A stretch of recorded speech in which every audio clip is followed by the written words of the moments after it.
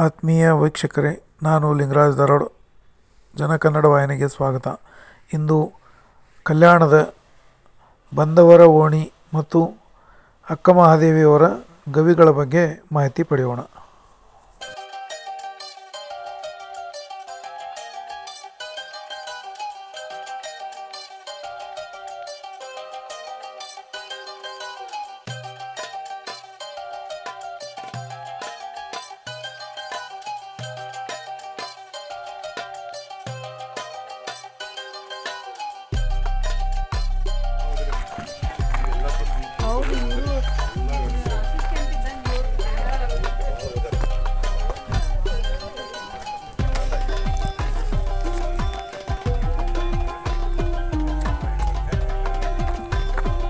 ಬಂದವರ ಓಣಿ ದೇಶದ ನಾನಾ ಭಾಗಗಳಿಂದ ಅಣ್ಣ ಬಸವಣ್ಣನನ್ನು ಕಾಣಲು ಅನುಭವ ಮಂಟಪದಲ್ಲಿ ಭಾಗವಹಿಸಲು ಬರುವ ಶರಣರು ವಿಶ್ರಾಂತಿ ಪಡೆಯುವ ಸ್ಥಳ. ಎಲ್ಲರನ್ನೂ ಕಾಣಲು ಮುಕ್ತ ಚರ್ಚೆಯಲ್ಲಿ ಸಿದ್ಧರಾಗಲು ಉಪಯೋಗಿಸುವ ತಾತ್ಕಾಲಿಕ ವಸತಿ ಗೃಹ, ಗೆಸ್ಚರ್ ಯಾರ್ಡ್.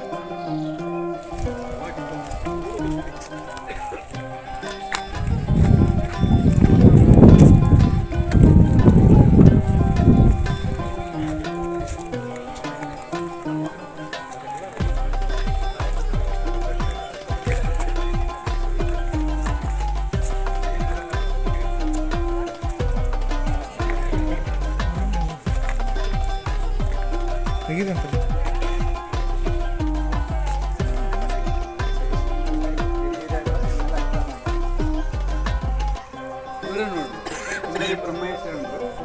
ಅಕ್ಕಮಹಾದೇವಿಯವರು. ಸೊ ಮೂರ್ತಿಗಳು ಅಷ್ಟಿನ್ನೂ ಸುಂದರವಾಗಿ ಬಂದಿಲ್ಲ, ಆದರೆ ಬಟ್ ಅವರು ಆ ಸಮಯದೊಳಗೆ ಮಾಡಿಸಿ ಅಭಿವೃದ್ಧಿ ಪ್ರಾಧಿಕಾರ ಅಂತದೆ ಇಲ್ಲಿ ಬಸವ ಕಲ್ಯಾಣ ಅಭಿವೃದ್ಧಿ ಪ್ರಾಧಿಕಾರ ಅಂತ BKDB ಅಂತೇಳಿ. ಸೊ ಅಭಿವೃದ್ಧಿ ಪ್ರಾಧಿಕಾರದ ವತಿಯಿಂದ ಈ ಒಂದು ಮೂರ್ತಿಗಳು ಮಾಡಿಸಿದ್ದಾರೆ. ಈಗೇನು ಗೇಟ್ ದಾಟಿ ಬಂದಿವಲ್ಲ, ಅಲ್ಲಿಂದ ಹಿಡಿದು ಸುಮಾರು ಜಮೀನಿದೆ ಇಲ್ಲಿ, ಒಂದು 20-25 ಎಕರೆಕ್ಕಿಂತ ಜಾಸ್ತಿ ಇದೆ ಇಲ್ಲಿ ಎಲ್ಲ ಮೇಲೆಲ್ಲ. ಫಾರೆಸ್ಟ್ ಏರಿಯಾಗೆ ಸೆಟ್ ಆಗಿದೆ ಇದು ಮತ್ತು ಲಿಂಕ್ ಆಗಿದೆ. ಸೊ ಈ ಏರಿಯಾದೊಳಗಡೆ ಇದೆಲ್ಲ ಕಾಡಿನ ಪ್ರದೇಶನೇ, ಇಲ್ಲೆಲ್ಲ ಗಿಡಗಳು ಹೆಚ್ಚು ಮೊದಲಿಂದನೂ ಅದಾವೆ. ಸೊ ಇಲ್ಲಿ ಅಕ್ಕಮಹಾದೇವಿಯವರು ಒಂದು ಗವಿ ಅಂತ ಇದೆ, ಇಲ್ಲಿ ಗುರುತಿಸಿದ್ದಾರೆ. ಅಲ್ಲಿ ಗವಿನೂ ತೋರಿಸ್ತೀನಿ. ಅದಕ್ಕಿಂತ ಮೊದಲಿಗೆ ಅಲ್ಲಿ ನೀರಿನ ಹೊರತೆ ಬರುವಂಥ ಒಂದು ಗವಿ ಅದ, ಬಂದಿದೆ, ನಿರಂತರವಾಗಿ ನೀರು ಬರ್ತದೆ. ಸೊ ಆಗಲೇ ನಿಮ್ಗೊಂದು ಪ್ರಸಂಗ ಹೇಳಿದೆ, ಅಲ್ಲಂ ಪ್ರಭುದೇವರು ಅಕ್ಕಮಹಾದೇವಿಯವ್ರ ಪರಿಚಯ ಮಾಡುವಂಥ ಸಂದರ್ಭ, ಅದನ್ನು ಈ ಒಂದು ಸ್ಥಳದಲ್ಲಿ ಅವರು ತೋರಿಸ್ಕೊಟ್ಟಿದ್ದಾರೆ.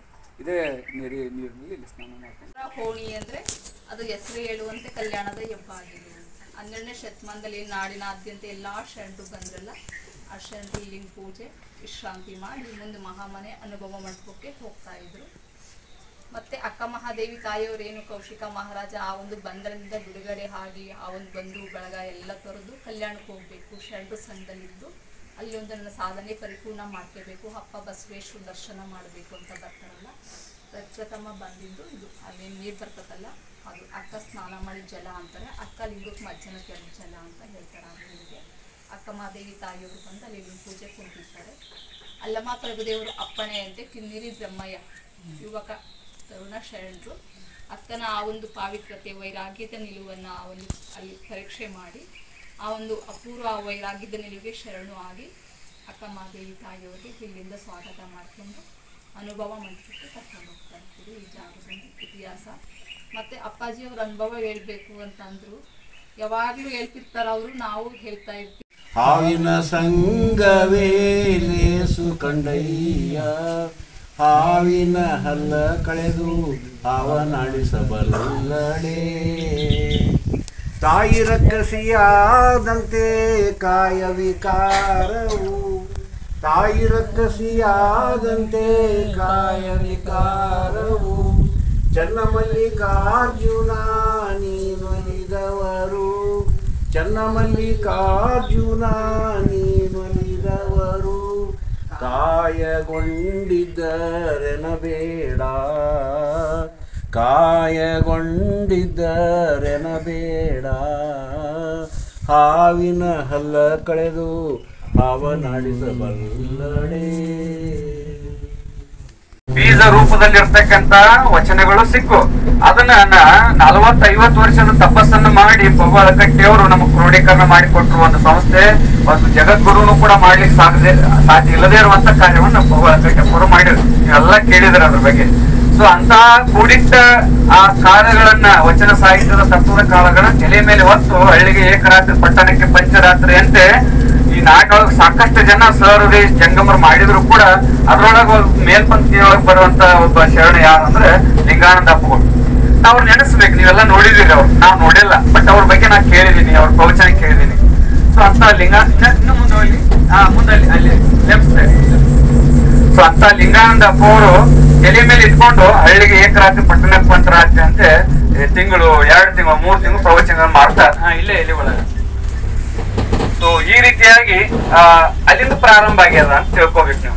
ಅಂದ್ರೆ ವಚನ ಸಾಹಿತ್ಯ ಮನೆ ಮನೆಗೆ ಮುಟ್ಟಿದ್ದು, ನಿಮ್ಮಂತ ಭಕ್ತರಿಗೆ ಮುಟ್ಟಿದ್ದು, ಇವೆಲ್ಲ ಅಲ್ಲೇನು ಬೀಜ ರೂಪದೊಳಗಡೆ ಬೆಳೆದಿಲ್ಲ. ಇಂದ 15 ವರ್ಷದೊಳಗೆ ಇದ್ದಿರ್ತಕ್ಕಂತ ಬಸವ ತತ್ವದ ವಿಚಾರಕ್ಕೂ ಇವತ್ತಿಗೂ ಬಹಳ ಜಗಜಾಂತರ ವ್ಯತ್ಯಾಸ. 1ರಿಂದ 10% ಜಾಸ್ತಿ ಆಗಿದೆ ಇವತ್ತು ಬಸವ ತತ್ವದ ಪ್ರಚಾರ.